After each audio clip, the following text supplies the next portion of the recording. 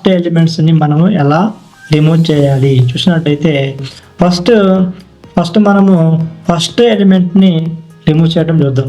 దీనికోసం అని షిఫ్ట్ అని చెప్పేసి ఒక మనకి ఎరే మెథడ్ ఉంటుంది.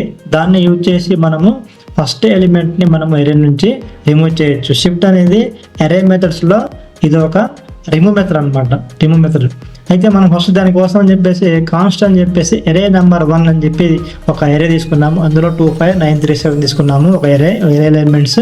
దీనిని మనము షిఫ్ట్ని అప్లై చేసినట్టయితే ఎరే నెంబర్ 1 డాట్ షిఫ్ట్ అని చెప్పేసి మనము డైరెక్ట్గా రాసేస్తాం. రాగానే మనము ఎరే నెంబర్ 1ని కన్సోల్ చేసినట్టయితే మనకి ఏం వస్తుంది అవుట్పుట్ అని చూసినట్టయితే 5 9 3 7 వస్తుంది. ఎందుకంటే ఫస్ట్ ఎలిమెంట్ని ఇది రిమూవ్ చేస్తుంది. షిఫ్ట్ అనేది ఫస్ట్ ఎలిమెంట్ని రిమూవ్ చేస్తుంది అనమాట.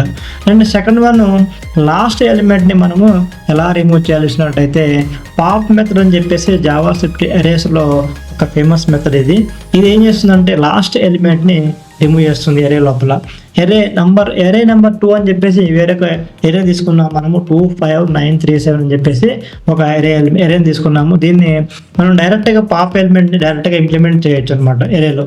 ఎరే నెంబర్ 2 డాట్ పాప్ అని చెప్పేసి మనం డైరెక్ట్గా రాసేస్తే ఏమవుతుంది మనకి ఎరే నెంబర్ 2లో నుంచి మనకి లాస్ట్ ఎలిమెంట్ని ఇది రిమూవ్ చేస్తుంది. అంటే లాస్ట్ ఎలిమెంట్ ఇది 7 రిమూవ్ చేస్తుంది అనమాట. మనకి అవుట్పుట్లో 2 5 9 3 అని చెప్పేసి మిగతా 4 ఎరే ఎలిమెంట్స్ అనేవి ఇక్కడ చూపించడం జరుగుతుంది. ఇది షిఫ్ట్ అండ్ పాప్ మెథడ్స్.